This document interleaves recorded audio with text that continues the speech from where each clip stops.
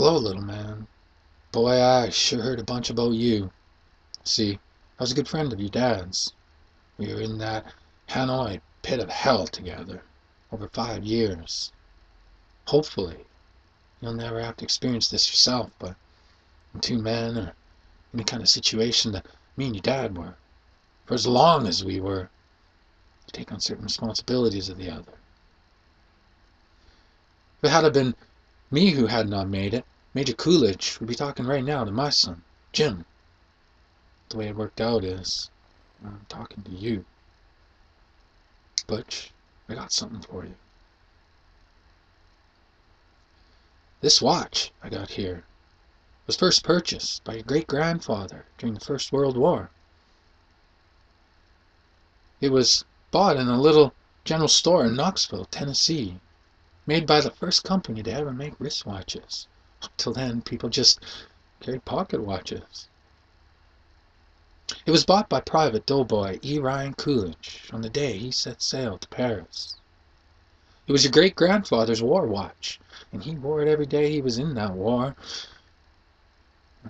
When he was done his duty, went home to your great-grandmother, took the watch off and put it in an old coffee can, and in that can it stayed until your granddad, Dane Coolidge, was called upon by his country to go overseas and fight the Germans once again. This time they called it World War II. Your great-grandfather gave this watch to your granddad for good luck. Unfortunately, Dane's luck wasn't as good as his old man's. He was a Marine. He was killed, along with all the other Marines at the Battle of Wake Island. Your granddad was facing death. He knew it. None of those boys had any illusions about leaving that island alive. So 3 days before the Japanese took the island, your granddad asked a gunner off an Air Force transport named Winaki, a man he'd never met before in his life, to deliver to his infant son, who he'd never seen in the flesh, his dad's gold watch. 3 days later, Granddad was dead, but Winaki kept his word. After the war was over, he paid a visit to your grandmother, delivering to your infant father his dad's gold watch. This watch. This watch was on your daddy's wrist when he was shot down over Hanoi.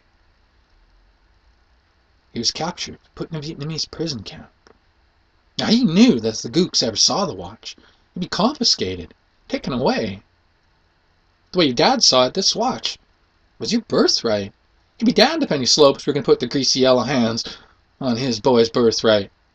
So he hid it in the one place where he knew he could hide something, his ass. 5 long years he wore this watch up his ass.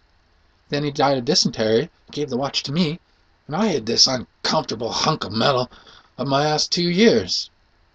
Then, after 7 years, they sent me home to my family. Now, little man, I give the watch to you.